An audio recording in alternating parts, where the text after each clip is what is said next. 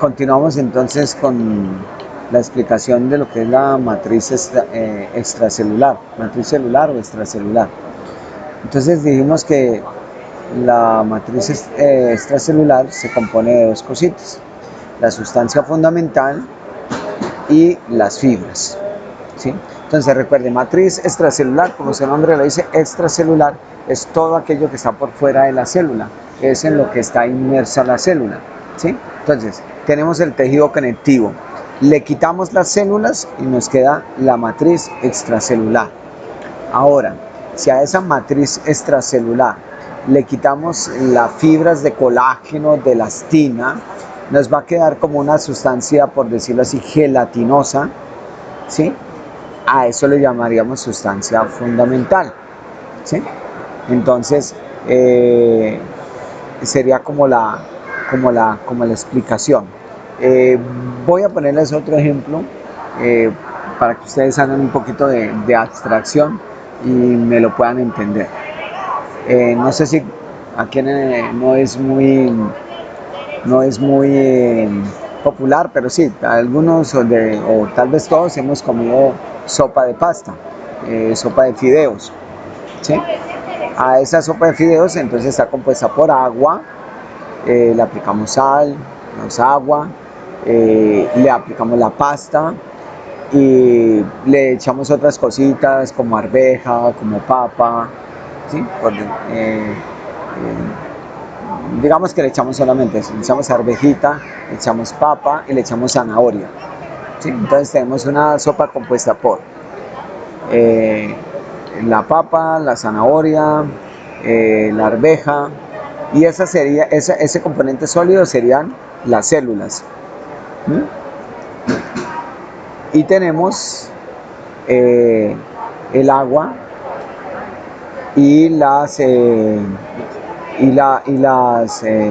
fideos y la sal, que serían nuestra matriz extracelular, ¿sí? Entonces, si le quitamos la parte sólida, o sea, las células, la arveja, la zanahoria, la papa, se las sacamos, entonces nos quedamos solamente con la matriz extracelular, que estaría compuesta por agua, sal y la pasta. La pasta serían, digamos, las fibras de colágeno, ¿sí? Las pastas serían entonces la pasta, el fideo serían las fibras de colágeno y de elastina. Entonces le sacamos la pasta, ¿qué nos queda?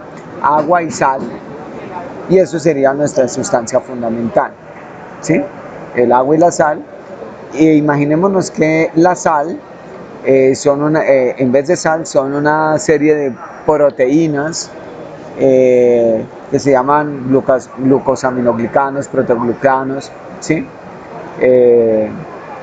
Glucoproteínas, que tienen una función de darle como el sostén gelatinoso a esa matriz extracelular. Entonces, esa sal serían como esa parte, la sal y el agua serían como la sustancia fundamental. Yo creo que cuando lo hagamos en clase y si ponemos este ejemplo u otro mejor, lo vamos a entender un poquito, ¿sí? Entonces, para que me entiendan, el tejido conectivo tiene células, se las quitamos, nos queda la matriz extracelular, y si a esa matriz extracelular le quitamos la pasta, o sea, el colágeno y la elastina, entonces nos queda agua y sal, que sería nuestra sustancia fundamental. En este caso, en el tejido conectivo no tendríamos como tal sal, sino esa sal estaría representada por unas proteínas especiales que tienen unas funciones de adhesión y de darle consistencia a la matriz extracelular, y le dan tiene una consistencia gelatinosa. Más o menos, no es muy entendible si no lo hacemos con dibujito, pero la idea es pues que en clase lo podamos ejemplificar un poquito mejor. Entonces, esa sustancia fundamental o amorfa es un material hidratado parecido a un gel compuesto por glucosaminoglicanos, proteoglucanos y glucoproteínas. Estas moléculas interactúan entre sí y con las fibras y las células inmersas en la matriz fundamental. Y ahí tenemos un ejemplo. Yo les decía que si nos vamos a nuestra biología molecular, pues eso se ve ahí como enredadito. Eso se ve ahí como una planta y como un helecho con unas raíces, ¿sí?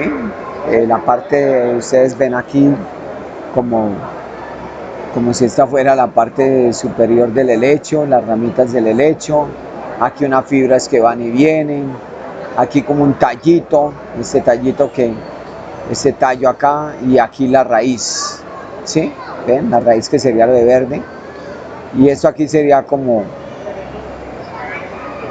esto aquí está representando la membrana celular, ¿sí?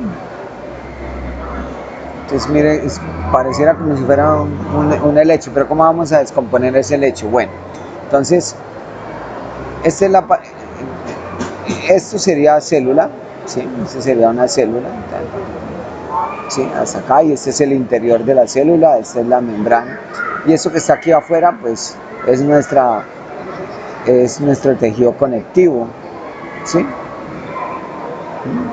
Y aquí estamos representando la matriz extracelular, que si le quitamos las fibras de colágeno y de elastina, entonces nos queda una cosa que se llama la sustancia fundamental, que estaría compuesta por agua y por proteoglucanos, que son estas moléculas acá, ¿sí? Son como las ramitas del helecho, y el tallito de este helecho, el tallito de esta rama,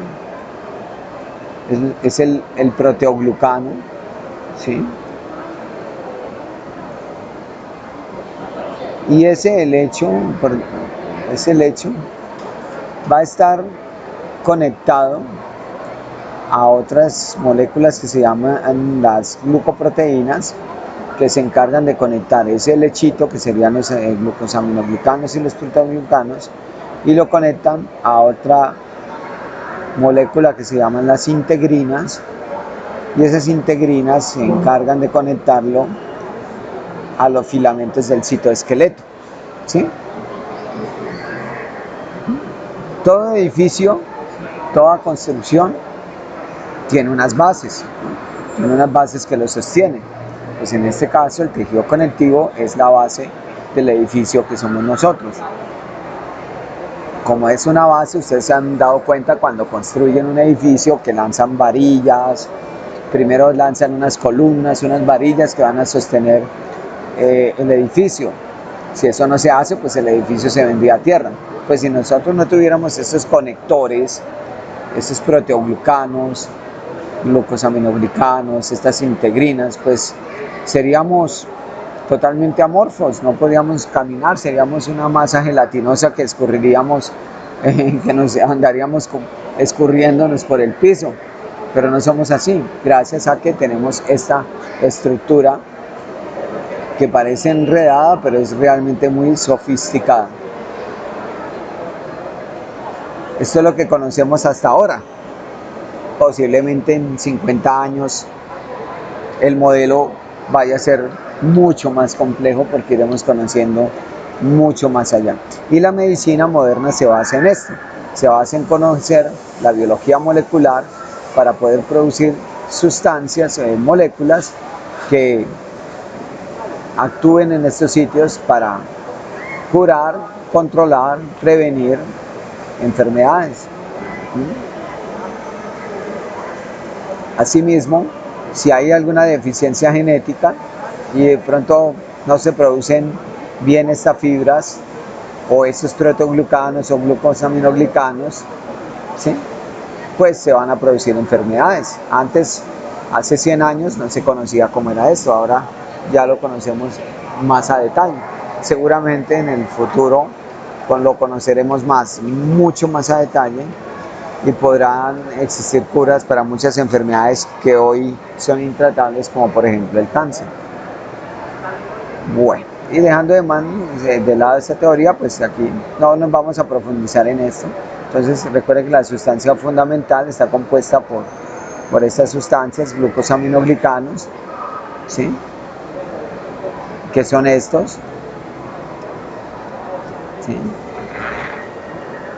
Por ejemplo, aquí podemos recalcar este glucosaminoglicano que se llama el condroitin sulfato, que es muy importante en las articulaciones. Es una parte fundamental del cartílago articular, y cuando se va perdiendo, se va disminuyendo la cantidad de esta molécula, empezamos a sufrir una enfermedad que se llama la artrosis degenerativa. Por eso hoy en día ya disponemos de este medicamento que se llama el condroitin sulfato y glucosamina en preparación comercial, y se le da mucho en reumatología a los pacientes que tienen artrosis degenerativa.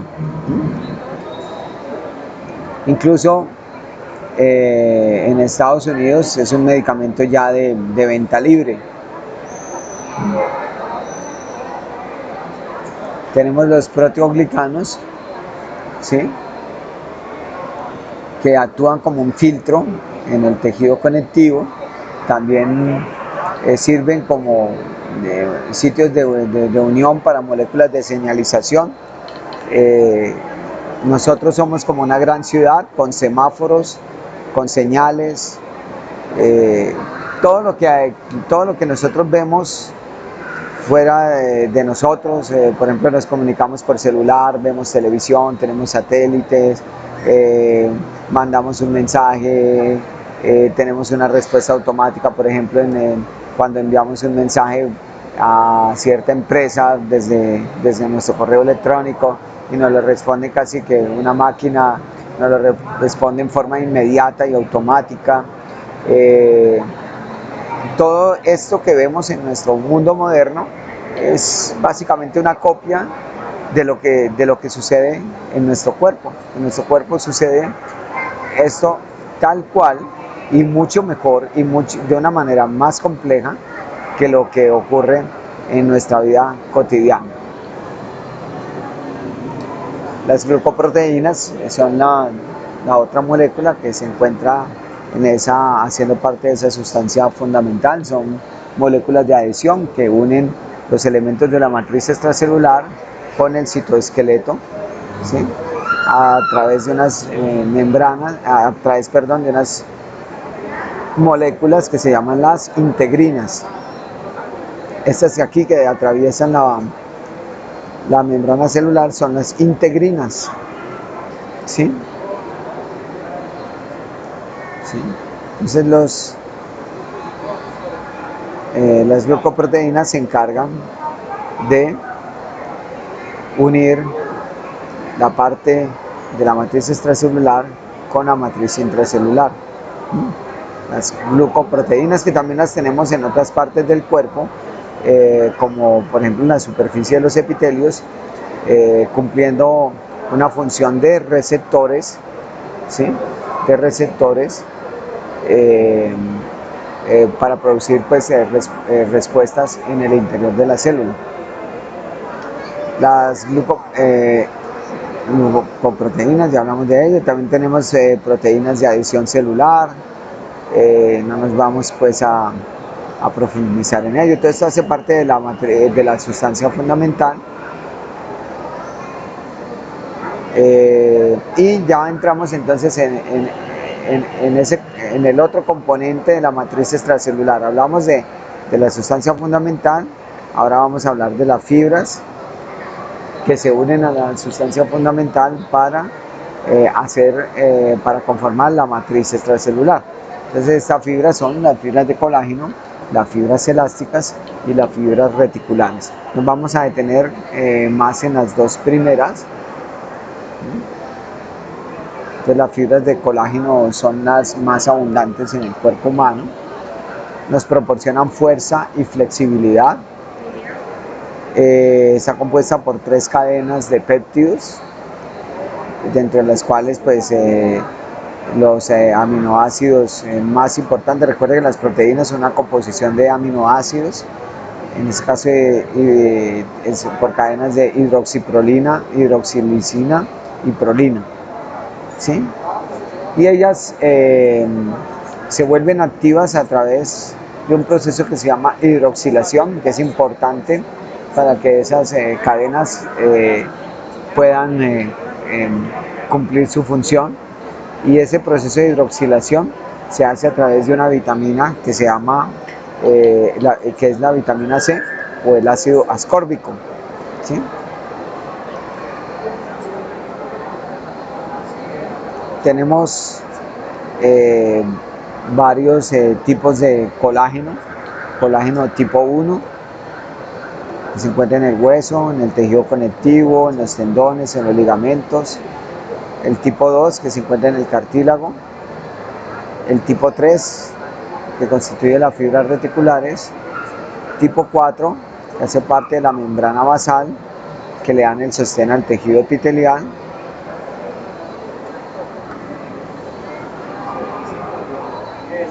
Y vamos a hablar de una enfermedad que se produce por la deficiencia de colágeno.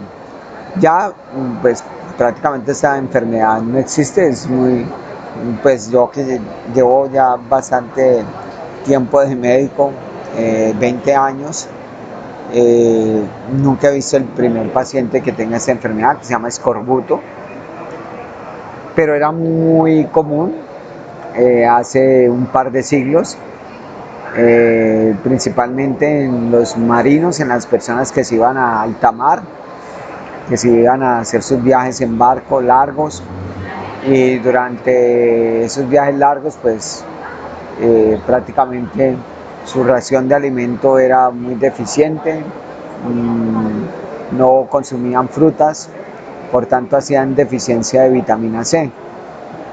Esa deficiencia de vitamina C pues disminuía la hidroxiprolina, y eso se manifestaba con la producción de colágeno defectuoso, y entonces son pacientes que sufrían de hemorragias en la piel y en las encías, tenían deformaciones óseas, tenían fracturas patológicas. Entonces lo veíamos en ese tipo de pacientes. Bueno, esta es una foto pues para ilustrar más o menos qué les sucedía. Entonces tenían debilidad en las encías, hemorragias. Y aquí vemos el ejemplo, un cuadro de pacientes marinos en embarcaciones de hace siglos, donde pues morían básicamente a causa de esta enfermedad. Pues no solamente de escorbuto, de deficiencia de vitamina C, sino seguramente pues de otras avitaminosis, ya que pues su dieta era muy pobre, e incluso pues probablemente si el viaje se prolongaba no tendrían ni qué comer. Entonces esa enfermedad por deficiencia de vitamina C se conocía como el escorbuto. También tenemos las fibras elásticas, ya habíamos hablado de ellas, que tienen resistencia a la tracción y a la presión, tienen la capacidad de deformarse y volver a su estado original. Están compuestas por una proteína llamada fibrilina y elastina. Y se encuentran, pues son insolubles, se encuentran en las grandes arterias y en otros órganos que tienen propiedades elásticas, como la laringe, como el pulmón. No podríamos respirar si el pulmón no tuviese esa propiedad elástica de distenderse y de volver a, entre comillas, contraerse.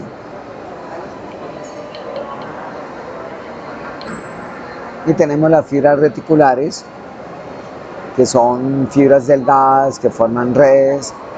Cuando hablamos del tejido conectivo reticular, pues son estas fibras, ¿sí?